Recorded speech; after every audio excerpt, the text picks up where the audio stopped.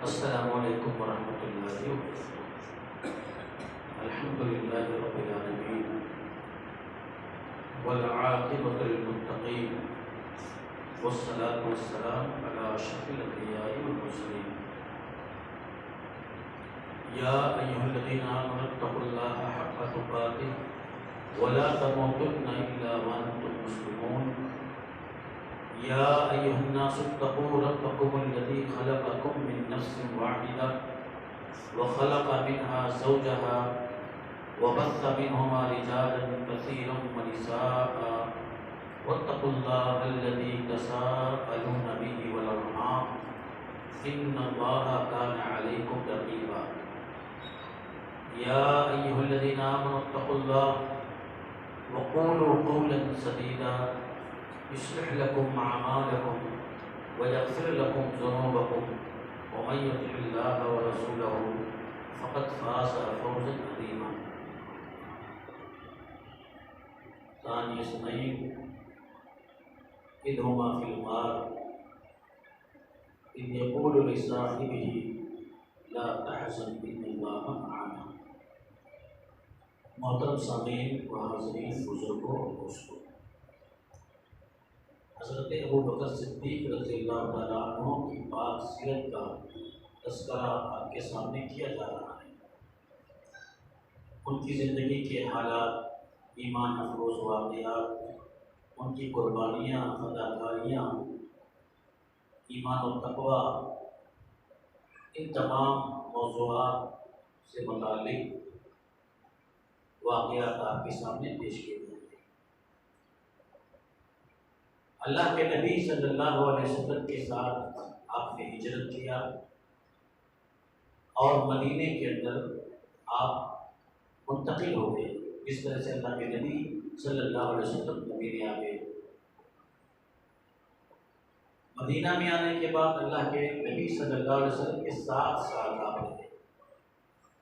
خوشی غم میں، سفر میں، حضر میں، میدان جنگ میں، اچھے حالات، برے حالات، آپ اللہ کے نبی صلی اللہ علیہ وسلم کے ساتھ سائے کی طرح رہے۔ آپ سے اللہ کے نبی صلی اللہ علیہ وسلم کا جو تعلق تھا، جو محبت تھی، جو آپ کے ساتھ خلوص تھا، اس کی کوئی نظیر نہیں ہے۔ دوستی اگر دیکھنی ہو تو اللہ کے نبی صلی اللہ علیہ وسلم اور حضرت ابوبکر صدیق رضی اللہ عنہ نے دیکھی ہے۔ آپ صلی اللہ علیہ وسلم ہر طرح سے اسوہ تھے، ہر اعتبار سے آپ نمونہ تھے۔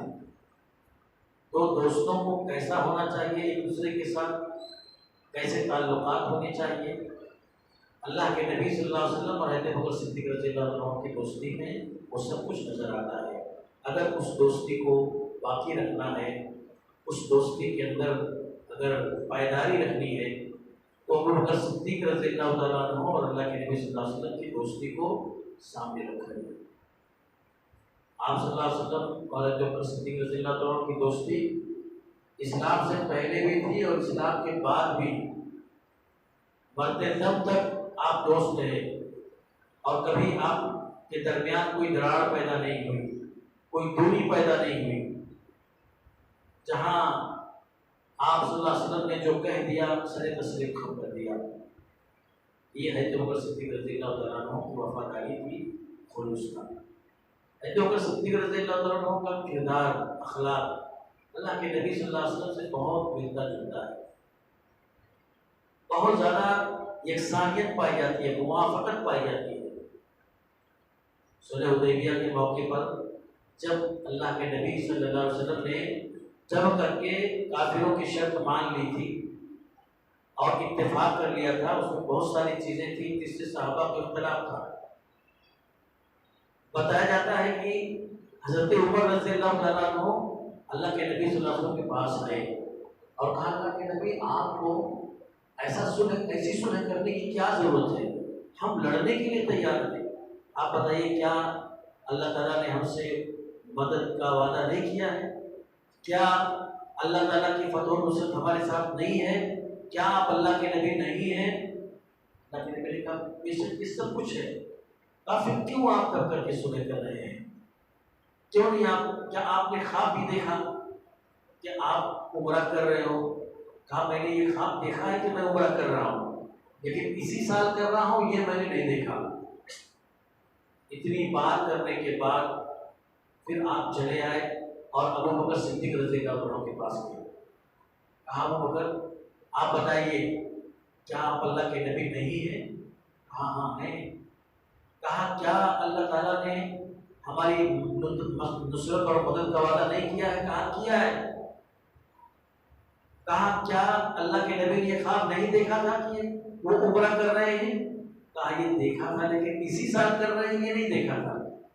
یعنی جو باتیں اللہ کے نبی نے پہلے کہی تھی وہی باتیں ہیں جو صدیق رضی اللہ عنہ نے کہی، اور سارے لوگ ناراض تھے سوائے ابو بکر صدیق رضی اللہ عنہ، اللہ کے نبی صلی اللہ علیہ وسلم کے ساتھ کھڑے تھے۔ یہ بہت ہی اہم بات ہے کہ حقیقت میں دوستی کس طرح سے جب ہم خیال ہو آدمی اور یکسانیت فکر و نظر کے اندر پائی جائے تو کیسے وہ دوستی پائیدار ہوتی ہے، اس کے اندر ترقی ہوتی ہے۔ اسی طرح سے جب جنگ بدر ہوئی اور ان کے قیدی لائے گئے تو حضرت ابو بکر صدیق رضی اللہ تعالیٰ عنہ، حضرت عمر رضی اللہ تعالیٰ عنہ اور لوگوں کو بلایا گیا، کہا ان کے ساتھ کیا کیا جائے؟ تو اللہ کے نبی صلی اللہ علیہ وسلم کا یہ تھا کہ ابھی یہ قید ہو کر کے آئے ہیں اور ہمارے حالات اچھے نہیں ہیں، تو ہونا یہ چاہیے کہ ہم ان کو فدیہ لے کر کے چھوڑ دیں، یعنی پیسہ لے کر کے ان کو چھوڑ دیں، ہمارے پاس پیسے ہو جائیں گے، اس سے ہم بہت کچھ کام کر سکیں گے، بہت کچھ مدینے کے اندر حالات اچھے نہیں ہیں، اسٹرکچر پورا جو ہے تباہ ہے، تو اس سے ہماری جو ہے سپورٹ ہو جائے گی اور اس سے ہماری مدد ہو جائے گی۔ حضرت عمر صدیق رضی اللہ عنہ کی بھی یہی رائے تھی، حضرت عمر رضی اللہ عنہ کی رائے اس سے مختلف تھی، انہوں نے کہا نہیں، یہ پہلی جنگ تھی، یہ پہلا معرکہ تھا اور ان کو قتل کرنا چاہیے، ان کو سزائے موت دینی چاہیے تاکہ کافروں کے دل میں دہشت بیٹھ جائے اور آئندہ وہ ہماری طرف آنکھ اٹھا کر کے بھی نہ دیکھیں، اور اس طرح سے کفر کمزور ہوگا اور ان کو ہم چھوڑ دیں گے تو دوبارہ پھر یہ آئیں گے اور ہم سے جنگ کریں گے۔ یہ تو رضی اللہ عنہ کی رائے تھی، اور اسی رائے کو اللہ تعالیٰ نے اسی کی تائید کی تھی اور اسی کے اوپر قرآن کی آیتیں نازل ہوئی جو حضرت عمر رضی اللہ عنہ کا تھا۔ لیکن اللہ کے نبی صلی اللہ علیہ وسلم کی سوچ اور حضرت عمر صدیق رضی اللہ عنہ کی صورت ایک جیسی تھی، ایک جیسی رائے تھی۔ اسی طرح سے حضرت عمر صدیق رضی اللہ عنہ تقویٰ للہیت میں آپ بہت زیادہ بڑھے ہوئے تھے، آپ کی متقیانہ زندگی الگ ایک موضوع ہے، کس جو ہے درجے کا آپ کے اندر تقویٰ پایا جاتا تھا، کس طرح سے آپ حرام اور حلال کے درمیان تمیز لے کر کے آپ زندگی گزار رہے تھے۔ ان کی زندگی کا واقعہ ہے کہ ان کا غلام ان کے پاس کوئی چیز لے کر کے آیا کھانے پینے کی، دراصل یہ غلام تھا اور اس کو آپ نے لگایا ہوا تھا کہ تو کام کر اور جو تیری پگار ہو وہ لا کر کے مجھے دے، چونکہ وہ غلام تھا۔ تو اسی طرح سے سلسلہ چل رہا تھا۔ اب وہ ایک دن لا کر کے حضرت صدیق رضی اللہ عنہ کو کچھ کھانا دیا، آپ نے کھا لیا۔ اس کے بعد اس نے کہا ابو بکر آقا آپ نے جو کھانا کھایا ہے آپ نے پوچھا نہیں کہ میں کیسے لایا ہوں، کس طرح سے میں نے یہ کھانا حاصل کیا ہے؟ کہا تو میرا غلام ہے، تو کہیں کام کیا ہوگا، پیسے ملے ہوں گے اور خرید کر کے لایا ہوگا۔ کہا نہیں، آج میں کہیں کام کرنے نہیں گیا، لیکن پیسے تو مجھے آپ کو دینے تھے، اس لیے مجھے زمانے جاہلیت کا ایک شخص مل گیا۔ پہلے میں کاہن تھا اور لوگوں کو ان کے فیوچر بتایا کرتا تھا، تو ایک شخص آیا تھا اور میں نے اس کا فیوچر بتایا تھا، لیکن اس نے میری فیس نہیں دی تھی اور میرا معاوضہ نہیں دیا تھا، اور آج وہ شخص ملا تھا زمانے جاہلیت کا اور اس نے معاوضہ دیا تو میں نے کام نہیں کیا، اسی کا کھانا خرید کے لا کر کے میں نے آپ کو دے دیا، یعنی یہ حرام تھا، یہ ناجائز تھا۔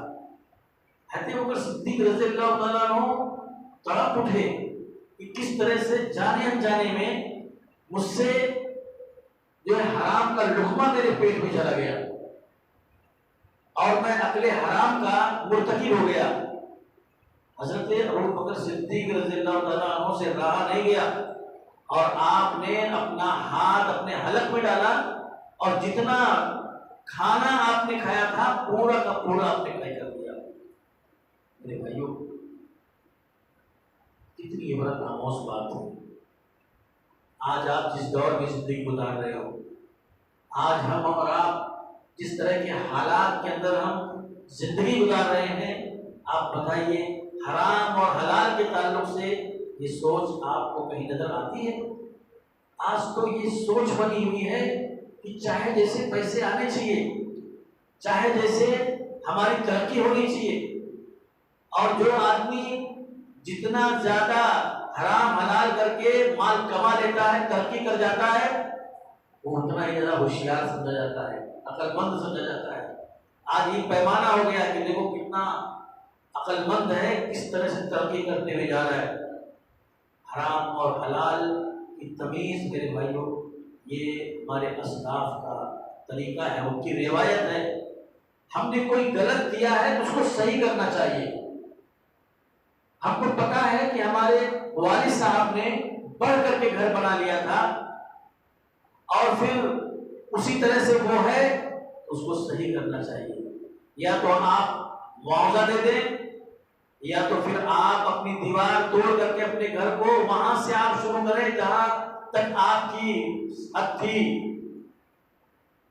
ایسے بہت سارے چیزیں ہیں جو غلط ہو گئیں، جو خراب ہو گئیں، لیکن اسی کے اوپر آپ کے قائم ہے، اور کہیں نہ کہیں وہ یہ سمجھ رہا ہے کہ اس کا ہمیں کوئی اللہ رب العزت کے یہاں حساب نہیں دینا پڑے گا، اور ہم اس کے تئیں جو ہے ماخوذ نہیں ہوں گے۔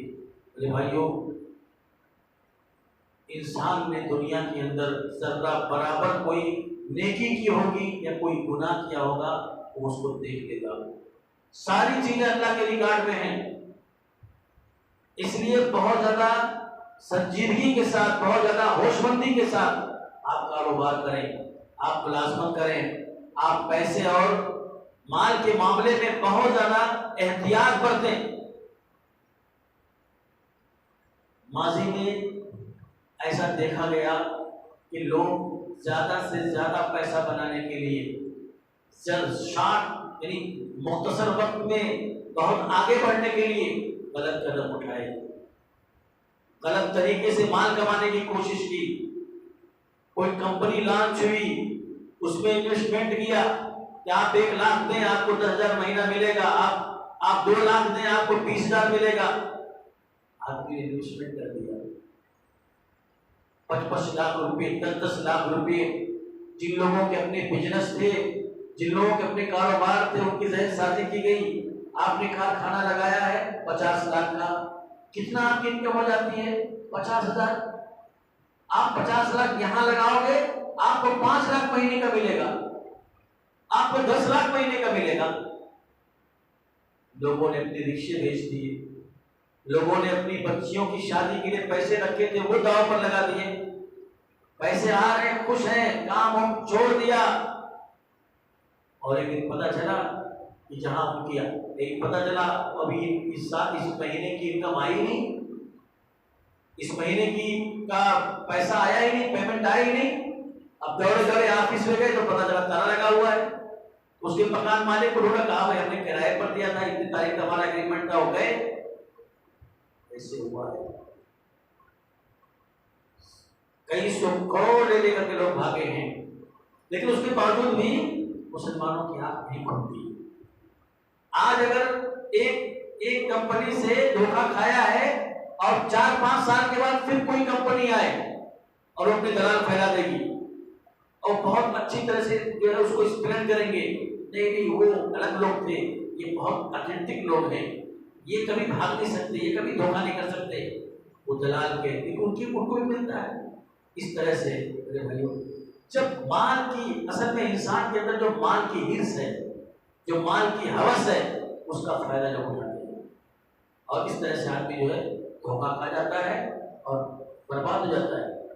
ابو بکر صدیق رضی اللہ عنہ کی زندگی سے سبق حاصل کیجیے کہ آپ نے جب آپ کو پتا چلا کہ یہ رزق حرام ہے، آپ کے پیٹ میں جا چکا تھا، وہاں سے آپ نے اس کو نکال دیا، طے کر دیا، اور آپ نے مال حرام کو اپنے جسم کے اندر رہنے نہیں دیا، کیونکہ اس مال حرام سے آپ کے بدن کے اندر جو خون بنے گا، جو گوشت بنے گا، اس مال حرام کا جو حصہ آپ کے بدن پر رہے گا وہ جہنم کی آگ میں جلے گا، اس پر جہنم کے شعلوں کی اس کے اوپر پھوار ماری جائے گی۔ بھائیو، اس لیے بہت زیادہ اس بات کا خیال کرنے کی ضرورت ہے کہ ہم کو حرام اور حلال کا شعور لے کر کے زندگی گزارنی چاہیے۔ حضرت ابو بکر صدیق رضی اللہ تعالیٰ عنہ، آپ کا کردار، آپ کا اخلاق، آپ کا ایمان، آپ کا تقوی ہمارے لیے اسوہ اور نمونہ ہے۔ واقعی یہ فکر جس میں اللہ حضرت ابو بکر صدیق رضی اللہ عنہ کی بیٹی حضرت عائشہ رضی اللہ تعالیٰ عنہ کے اوپر الزام رکھا گیا۔ کیا الزام رکھا گیا؟ نعوذ باللہ من ذالک، بد اخلاقی کا الزام، بد کرداری کا الزام۔ اور الزام لگانے والوں میں ایک صاحب وہ بھی تھے جو حضرت ابو بکر صدیق رضی اللہ تعالیٰ عنہ کے خالہ زاد بھائی تھے، اور ان کی آپ کفالت کر رہے تھے، ان کو آپ ماہانہ ان کے اخراجات بھی گھر پہ بھیجتے تھے، وہ بھی الزام لگانے والوں میں شامل ہو گئے۔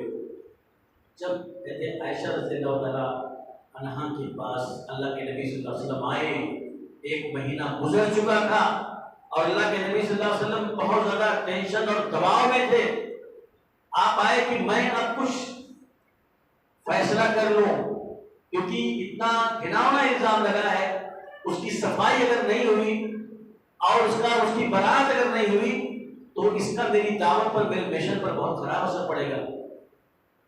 کیا ہوا؟ اللہ کے نبی آئے، عائشہ کہتے کہ سوئی آئے، اچانک گھر میں پہنچ گئے اور اللہ کے نبی نے کہا عائشہ جو کچھ بھی یہ ہوا ہے اور تمہارے اوپر جو الزام لگا ہے اس کے بارے میں تم کیا کہتی ہو؟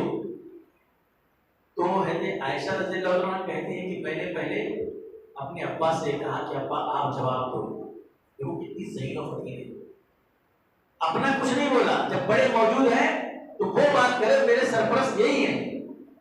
حضرت ابو بکر صدیق رضی اللہ عنہ کہتے ہیں بیٹا میں کیا بولوں؟ اور کہتے کیا بولتے ہیں؟ یہ بولتے کہ نہیں اللہ کے نبی جھوٹ ہے، غلط ہے، کیسے بولتے؟ اس کا پروف، اس کا ثبوت، کہا بیٹا میں کیا بولوں، میں کچھ نہیں بول سکتا۔ اپنی ماں نے کہا اپنی آپ جواب دیں، سیم جواب ان کی والدہ نے بھی دیا۔ اب دونوں طرف سے کوئی جواب نہیں پڑا تو حضرت عائشہ رضی اللہ تعالیٰ عنہ نے کیا جواب دیا؟ میرے بھائیو، حقیقت میں اس سے ان کی ذہانت کا پتہ چلتا ہے۔ کہتی ہیں کہ ایک بات آپ لوگوں نے سنی اور وہ آپ کے ذہنوں میں بیٹھ چکی ہے، اگر میں یہ کہوں کہ میں نے یہ گناہ نہیں کیا ہے تو آپ یقین نہیں کریں گے، لیکن میں یہ کہوں کہ میں نے یہ کیا ہے تو آپ فوراً یقین کر لیں گے۔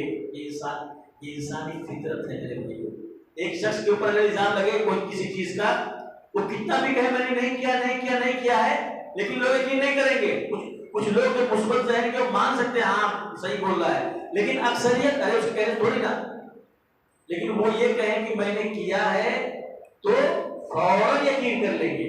وہی بات ہے عائشہ نے کہا، یہ سلسلہ چل ہی رہا تھا کہ اللہ کے نبی صلی اللہ علیہ وسلم پر وحی نازل ہو گئی، آسمان سے کال آ گئی، اللہ کے نبی کا چہرہ سرخ ہو گیا، پسینوں کے قطرے ٹوٹنے لگے، پھر آپ مسکرائے اور اللہ کے نبی نے کہا عائشہ مبارک ہو، خوشخبری ہو، اللہ تعالیٰ نے تمہاری براءت کا اعلان، تمہاری بے گناہی کا اعلان قرآن مجید میں کر دیا ہے، آسمان سے وہی آ گئی ہے۔ اور پھر پورا کلام پڑھ کر کے اللہ کے نبی نے سنایا۔ عائشہ کہتی ہیں کہ میں نے کبھی یہ سوچا بھی نہیں تھا کہ اللہ تعالیٰ میری بے گناہی کا اعلان قرآن مجید میں کریں گے اور وہ آیتیں نازل کریں گے تو قیامت تک پڑھی جائیں گی۔ میں نے کبھی یہ سوچا بھی نہیں تھا، میں سوچ رہی تھی کہ اللہ خواب دکھلا دیں گے میرے رسول کو، اللہ تعالیٰ بھیج کر کے بتا دیں گے جبریل علیہ السلام کو، لیکن قرآن کے اندر آیتیں آ جائیں گی، وہ قیامت تک پڑھی جائیں گی اور میری بے گناہی کا اعلان کرتی رہ جائیں گی. میں اس کا مجھے وہم و گمان بھی نہیں تھا، لیکن وہ ہوا. پھر ماں باپ نے کہا بیٹا اٹھو اور اللہ کے نبی کا شکر ادا کرو. دیکھیے کہتے عائشہ ہیں، کہتی میں ان کا کیوں شکر ادا کروں، میں تو اپنے رب کا شکر ادا کروں گی جنہوں نے میری برات کا اعلان کیا ہے، جنہوں نے میری گناہی کا بے گناہی کا جو اعلان کیا ہے. میں اللہ کا شکر ادا کروں گی، میں ان کا شکر کیوں ادا کروں. بیوی ہے نا، اب تو بے گناہ ثابت ہو گئی ہے، اب تو تھوڑا سا ایٹیٹیوڈ تو دکھانا پڑے گا نا. اس کے بعد پھر حضرت عائشہ رضی اللہ عنہ کی بے گناہی کا اعلان ہو گیا. اب حضرت ابوبکر صدیق رضی اللہ تعالیٰ عنہ نے، جنہوں نے جو ان کے مصطح بن اساسہ جو ان کے خلیرے بھائی تھے اور ان کی کفالت کر رہے تھے، ان کے گھر راشن بیچتے تھے، کہا میری بیٹی کا خیال نہیں کیا، میری بیٹی کا خیال نہیں کیا، الزام لگانے والوں کا ساتھ دے دیا، اتنا کچھ میں نے کیا، کیا اس کا صلہ ملا مجھے. ابوبکر صدیق رضی اللہ عنہ کہا کہ اب میں آج کے بعد انہیں ایک دانہ بھی نہیں دوں گا، ختم، ایک دانہ بھی نہیں دینے والا ہوں. ابوبکر تھے، آپ کی جو شان تھی اس سے بہت بلند تھی، لیکن تھے تو انسان ہی. اللہ تعالیٰ کو یہ ادا پسند نہیں آئی. اللہ تعالیٰ نے قرآن مجید کے اندر آیات نازل کی. اس واقعے کے پس منظر میں اللہ کے نبی صلی اللہ علیہ وسلم کے پاس جب آیات نازل ہوئی تو آپ آئے اور کہا ابوبکر تم نے سنا آپ نے جو کچھ بھی کیا ہے مصطح بن اساسہ کے ساتھ، اللہ تعالیٰ نے اس کا نوٹس لیا ہے. لا یأتل اولو الفضل منکم والسعۃ، قرآن کی پوری آیتیں سنائی اور اللہ نے اس میں کہا کہ جو فضل والے ہیں، جو اللہ نے جن کو اپنے لطف خاص سے نوازا ہے، وہ اگر کسی کے ساتھ بھلائی کر رہے تھے، نیکی کر رہے تھے، تو ان کو اپنے ہاتھ کو نہیں روکنا چاہیے، اس نیکی سے نیکی کرتے رہنا چاہیے. کیا تم یہ پسند نہیں کرتے کہ اللہ تم کو بخش دے؟ جیسے ہی یہ جملہ کہا کہ کیا تم یہ پسند نہیں کرتے کہ اللہ تم کو بخش دے، حضرت ابوبکر صدیق رضی اللہ عنہ کے کھڑے ہو گئے.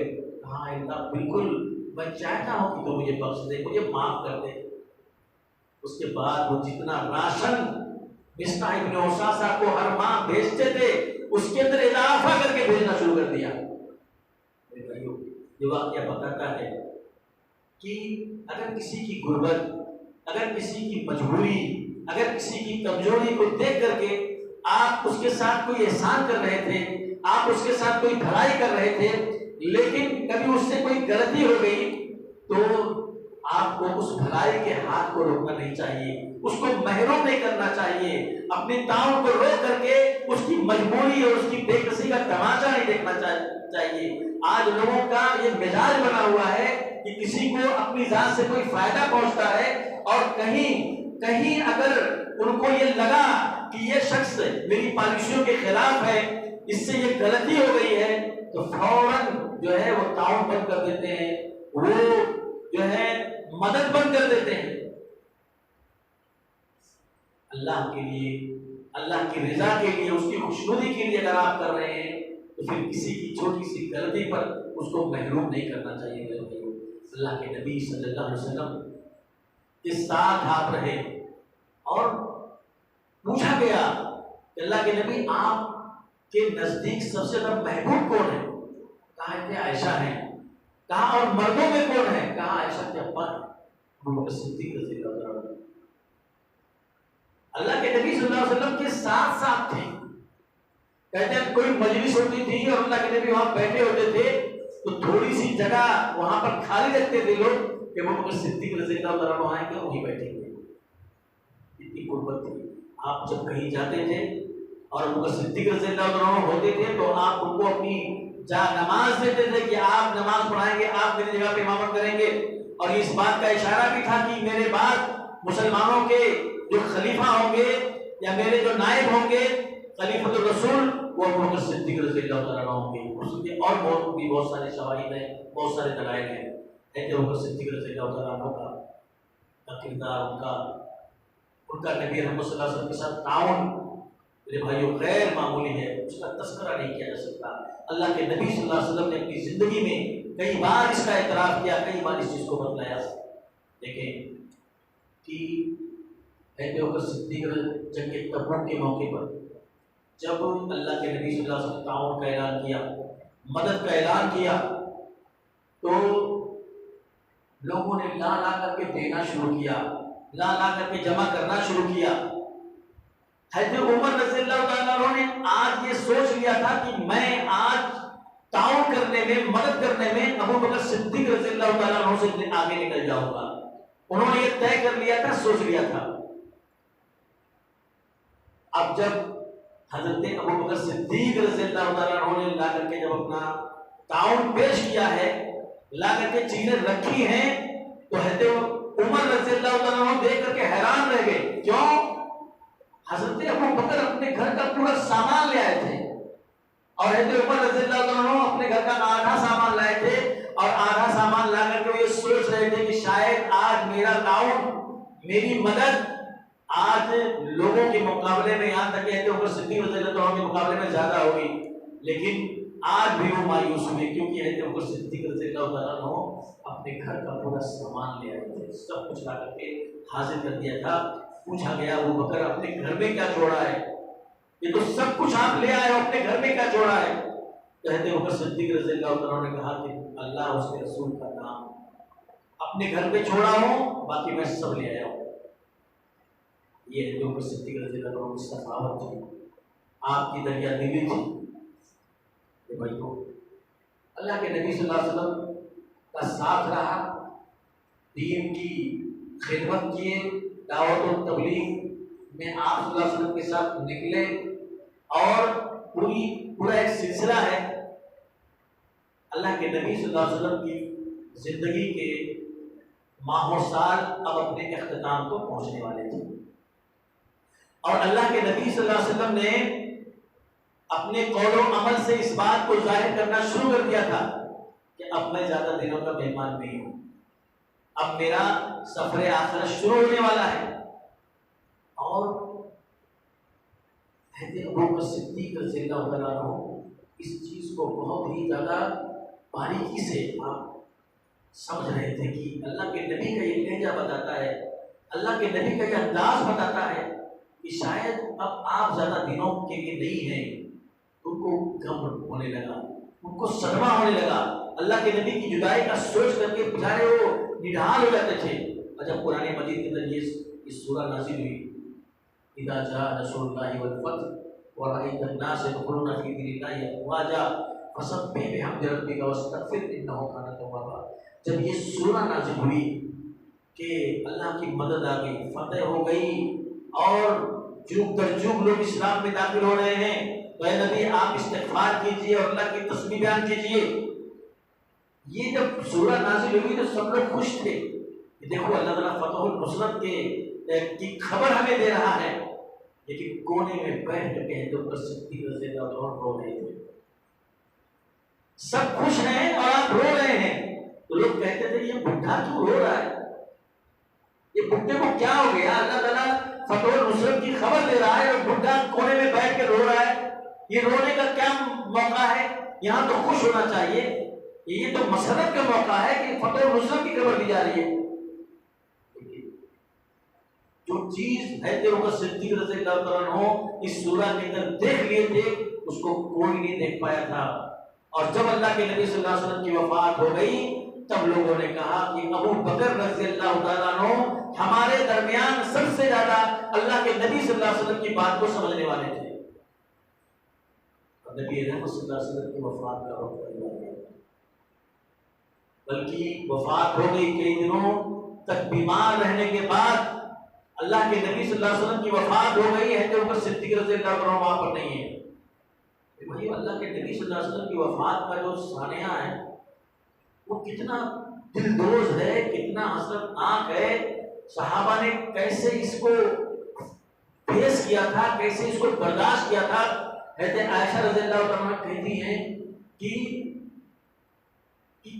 अल्लाह के नबी की वफात के बाद जब हम लोगों में किसी के ऊपर मुसीबत आती थी, उसको लोग कहते थे कि तुम अल्लाह के नबी की वफात को याद कर लो, तुमको अपनी मुसीबत हल्की लगने लगेगी। वफात हुई, जो जहां का सर पकड़ के बैठ गया, कमो उंदूक की लहर दौड़ गई। हैदर उमर रज़ियल्लाहु अन्हु इसको कबूल करने के लिए तैयारी नहीं थे, तलवार निकाल लिया। अल्लाह के नबी सल्लल्लाहु अलैहि वसल्लम का जस्द मुबारक आपके हुजरे में पड़ा हुआ है, आपकी सांसें बंद हो चुकी हैं, लेकिन अबू हैदर उमर कह रहे हैं कि कोई अगर ये कहेगा कि अल्लाह के नबी वफात पाए हैं तो मैं उसको कत्ल कर दूंगा। ऐसा नहीं हो सकता है। आप जैसे मूसा अलैहिस्सलाम कोई तूर पर गए थे और लोगों ने कहा मूसा गया अब नहीं आएगा, हालांकि मूसा अलैहिस्सलाम आए थे, अल्लाह के नबी अपने रब के पास गए हैं, वापस आ जाएंगे। दिल नहीं मान रहा था, कोई इसको कबूल करने के लिए तैयार ही नहीं हो रहा था।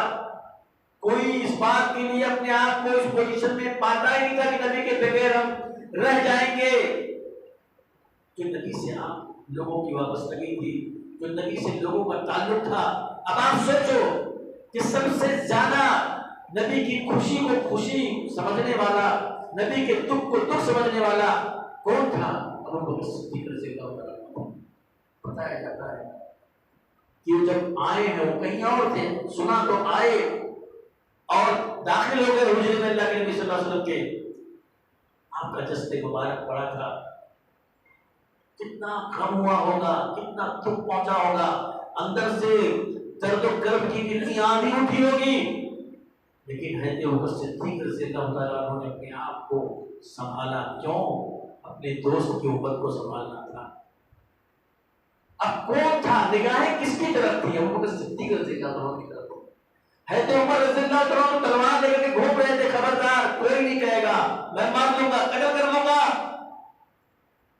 हैदर उमर सिद्दीक़ रज़ियल्लाहु अन्हु गए, आंखों से आंसू के चंद कतरे टपके, आपकी पेशानी को बोसा दिया और कहा, ऐ अल्लाह के रसूल, अल्लाह ने आपके लिए जो मौत मुकद्दर की थी वो आपको आ गई, अल्लाह आप पर 2 मौतें जमा नहीं करेगा। इतना कहा उठ गए, क्योंकि अब अबू बकर सिद्दीक़ रज़ियल्लाहु अन्हु के दिमाग में कुछ और चल रहा है। अब वो उस बहरान को देख रहे हैं जो अल्लाह के नबी सल्लल्लाहु अलैहि वसल्लम की वफात के बाद उठने वाला है। अब उन हालात को सोच रहे हैं जो अल्लाह के नबी सल्लल्लाहु अलैहि वसल्लम की वफात के बाद वो रूनमा होने वाला है। मुब्तदियाने नबूवत का फितना, मुनकिरीने ज़कात का फितना, मुर्तद्दीन का फितना, अब अबू बकर को संभालना है, नबी रहमत सल्लल्लाहु अलैहि वसल्लम की उम्मत को। और सबसे बड़ा फितना तो यहाँ ये था कि हैदर उमर रज़ियल्लाहु अन्हु मान नहीं रहे थे, मोहब्बत में ऐसे मगलूब थे कि आप नहीं इस बात को तस्लीम कर पा रहे थे कि अल्लाह के नबी की वफात होगी। सबसे बड़ा मसला ये गए, कहा अबू बकर बैठ जाओ, कहा उमर बैठ जाओ, कहा मैं नहीं बैठूंगा, कहा उमर बैठ जाओ, संभालो अपने आप को, ये वक्त इस तरह से बेकाबू होने का नहीं है। उसके बाद है जो सिद्दीक़ रज़ियल्लाहु अन्हु ने खुतबा दिया और उस खुतबे में कहा कि मन काना याबुदु मुहम्मदन फइन्ना मुहम्मदन कद मात व मन काना याबुदुल्लाह फइन्नल्लाह हय्युन ला यमूत। लोगों सुनो, जो मोहम्मद रसूलुल्लाह सल्लल्लाहु अलैहि वसल्लम की इबादत करता था तो मोहम्मद रसूलुल्लाह इस दुनिया से जा चुके, और जो अल्लाह की इबादत करता था अल्लाह जिंदा है, वो कभी नहीं मरेगा। वमा मुहम्मदुन इल्ला रसूल कद खलत मिन क़ब्लिहि रुसूल अफ़इन माता और कुतिला इनकरतुम अला अक़ाबिकुम। ये मोहम्मद सल्लल्लाहु अलैहि वसल्लम भी तमाम रसूलों की तरह एक रसूल थे। अगर वो मर जाए, अगर वो वफात पा जाए तो क्या तुम दीन से फिर जाओगे? कुरान की ये आयत है तो उमर रज़ियल्लाहु अन्हु ने सुनी, उनके हाथ से तलवार छूट गई। कहते हैं मेरे कदमों ने मेरा बोझ उठाना बंद कर दिया, मैं जमीन पर बैठ गया, क्योंकि अब तो यकीन हो चुका था कि नबी जा चुके हैं, नबी अब हमारे दरमियान नहीं है। हैदर उमर सिद्दीक़ रज़ियल्लाहु अन्हु ने پھر یہ سنا کہ ثقیفہ بنی ساعدہ میں لوگ جمع ہو رہے ہیں. دیکھو فتنہ اب کیسے نبی کی وفات ہوئی اور فتنے جو ہے سر اٹھانے لگے. ثقیفہ بنی ساعدہ میں لوگ جمع ہونے لگے کہ اللہ کے نبی صلی اللہ علیہ وسلم کے بعد کون بنے گا مسلمانوں کا رہنما, کون بنے گا مسلمانوں کا خلیفہ.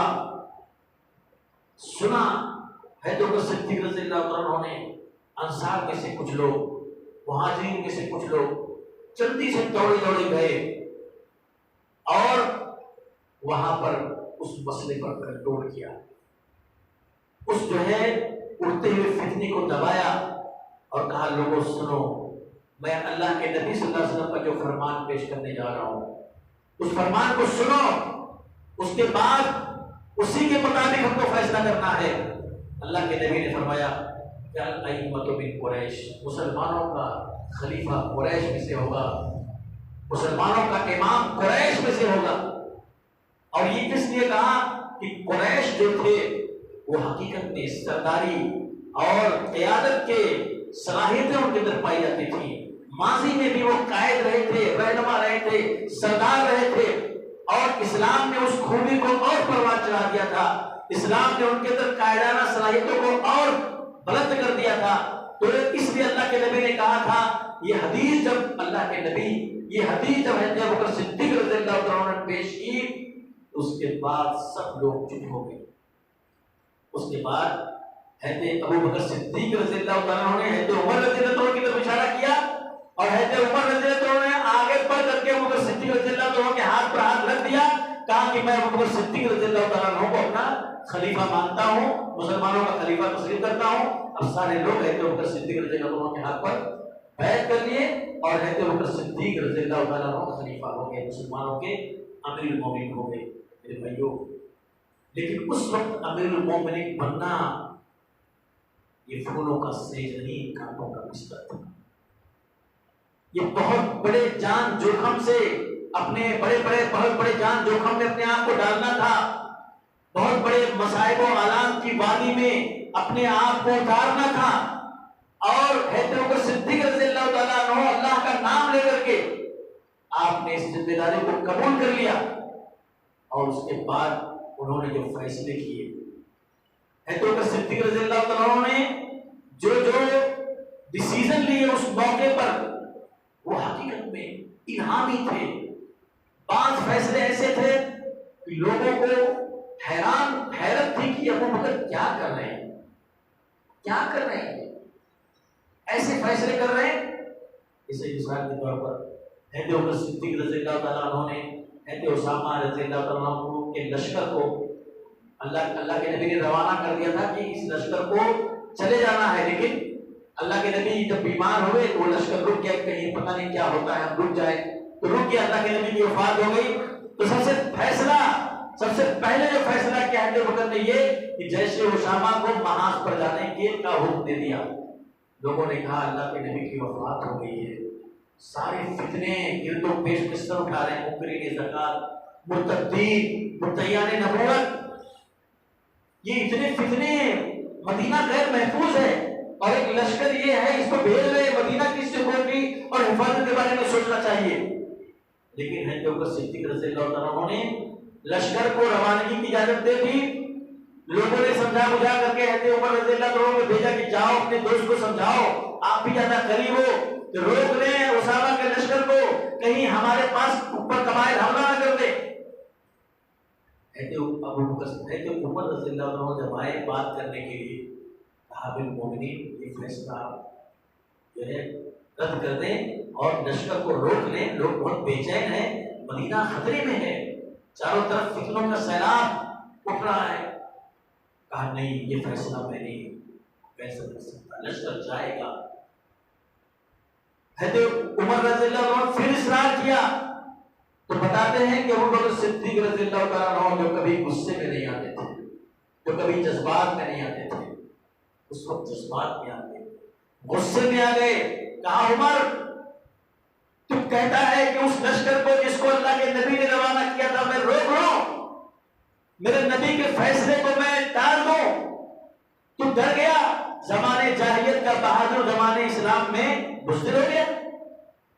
اللہ کی قسم اگر مجھے یہ پتا چلے کہ جنگل کے بھیڑیے آئیں گے اور ابو بکر کو اٹھا کے لے کے جائیں گے، اس کے بعد بھی میں اس لشکر کو نہیں روکوں گا، کیونکہ میں نبی کے فیصلے کو کینسل کرتے نہیں کر سکتا۔ روانہ کر دیا لشکر کو۔ حضرت عمر کہتے ہیں کہ ابو بکر رضی اللہ تعالیٰ عنہ کی باتوں نے میرا سینہ کھول دیا کہ حقیقت اس معاملے میں ابو بکر ہی اکبر ہے۔ تمام مسلمان ایک طرف، ابو بکر ایک طرف رضی اللہ تعالیٰ عنہ۔ اور جانتے ہو حضرت ابوبکر صدیق رضی اللہ عنہ کا یہ فیصلہ کتنی گہرائی پر مبنی تھا؟ جب یہ لشکر روانہ ہوا ہے روم کی طرف اور پوری دنیا نے دیکھا ہے، تب ان پہ ہوش ہو گئے کہ ابھی ان کے نبی کی وفات ہوئی ہے اور لشکر محاذ بھی جا رہا ہے، اس کا مطلب ان کے پاس طاقت ہے ابھی، قوت ہے ابھی۔ اس کا پیغام بہت ہی اچھا گیا اور قیصر روم نے اپنے لشکر کو پیچھے بھی لیا، اور اس کے اور بہت سارے فوائد جو تاریخ کے اندر بیان کیے گئے۔